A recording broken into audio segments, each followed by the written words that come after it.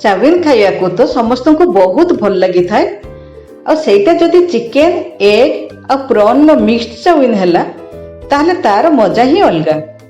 Hello welcome back to my channel cooking tales with Ranjita. आशा करूची आजिर रेसिपीटी समस्त को खूब पसंद आसिबो। ताहले चलंतु आरंभ करिबा प्रॉन चिकेन और एग रो मिक्स्ड चाउमिन पूरा रेस्टोरेंट स्टाइल रो। किंतु ता पूर्वरु आपण जदि मो चैनल नुआ ताले सब्सक्राइब करि नियंतु कारण आगो को बहुत भल भल रेसिपी रो वीडियो मु आपण मानक पई नै के आसीबी।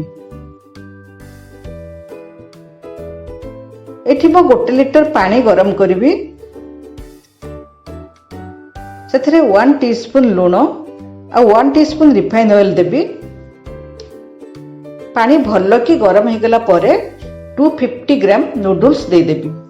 मु एठी पतला नूडल्स नेछि, आपन को मोटा कि पतला जोटा भी पसंद सेटा नहीं परिवे। 2 मिनिट हाई फ्लेम रे रखिला परे गैस रो फ्लेम को लो मीडियम करिके आ 1 मिनिट छाड़ दबा। नूडल्स प्राय 90% कुक हेछि, पूरा कुक हवा दरकार नहीं। ए स्टेज रे तार जो एक्सेस पानी गुडा अछि आमे सेटा को ड्रेन करनबा।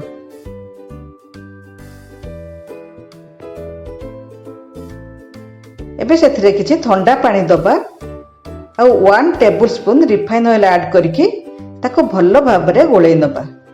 हेले कि नूडल्स गुडी को न लगे कि गोटा गोटा हे कि रहिबो।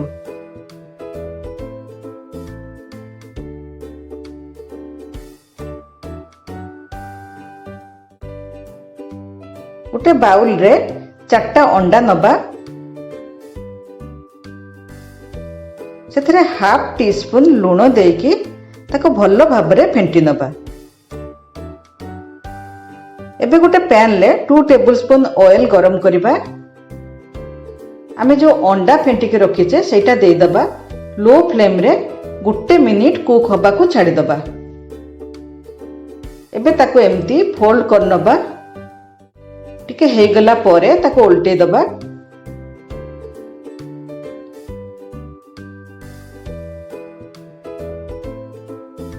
एबे अंडा को गोटे प्लेट को बाहर कर नबा।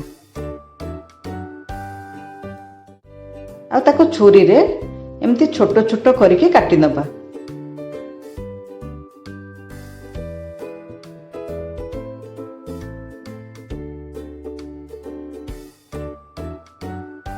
सेम पैन ले आमे 2 टेबल स्पून रिफाइन ऑयल नबा। सेथरे 1 table spoon chopped garlic add करिबा। एटा कंचा लंका स्लिट करके दे दबा। 2टा मीडियम साइज रो पियाजो एम्ति पतला पतला काटी के दबा। आ गोटे छोटो कैप्सिकम काटी के दे दबा।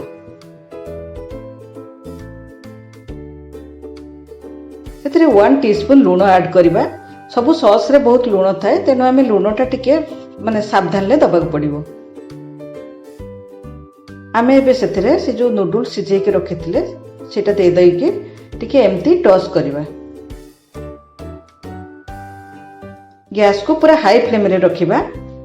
साधारणतः चाइनीज टा पूरा हाई फ्लेम रे करा जाय।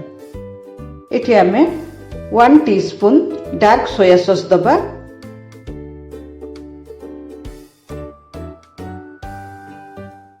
वन टीस्पून विनेगार दबा। मु एठी चिल्ली विनेगार नेछि, आपण चाहिले प्लेन विनेगार भी दे परिबे।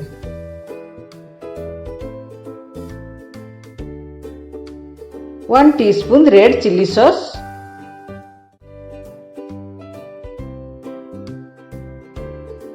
और 1 टीस्पून ग्रीन चिल्ली सॉस दे दबा। नॉर्मली एथिरे टमाटो सॉस पड़ेनी, किंतु आपन को जदी टमाटो सॉस भल लगे ताले टिके ऐड करि परिबे। तापरे ताको एम्ति टॉस करनबा। एबे फ्राई करके रखिथिबा अंडा दे दबा।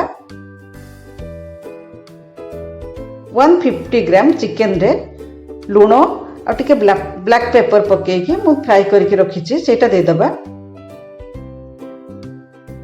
150 ग्राम प्रॉन ले लूण ब्लैक पेपर और चिली पाउडर दे के फ्राई करछि सेटा भी ऐड करिबा।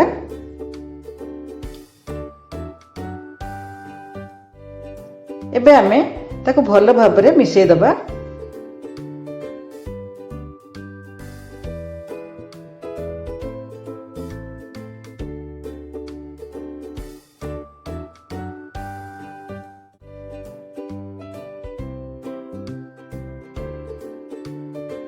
चाउल एबे आमे 2 टीस्पून शेजवान चटनी दबा।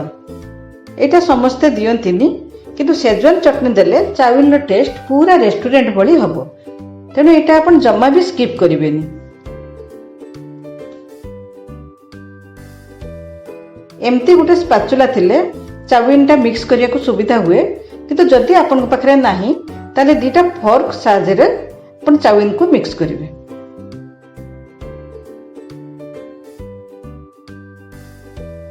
लास्ट रे 1 टीस्पून ब्लैक पेपर को फ्रेश गुंड करिके आमे सेथरे दे दबा।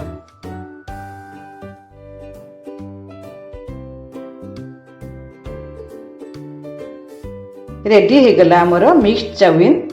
आशा करछि रेसिपीटा आपनको बहुत भल लागिथिबो। एटा निजे बनांतु आ केमती हैला कमेंट सेक्शन ले मते जणांतु। जदि मो रेसिपीटा भल लागिला ताले वीडियोटा लाइक करंतु, फ्रेंड्स और रिलेटिव्स को सहित शेयर करंतु। जे माने मो चैनल ले नुआ सब्सक्राइब करंतु और पाखरे थिबा बेल आइकन रो ऑल ऑप्शन रे क्लिक करंतु, हेले कि मोर सबु नुआ वीडियो रो नोटिफिकेशन आपन को पाखको प्रथमे जिवो। ताहले देखा हबो नेक्स्ट गुटे नुआ वीडियो रे। नमस्कार।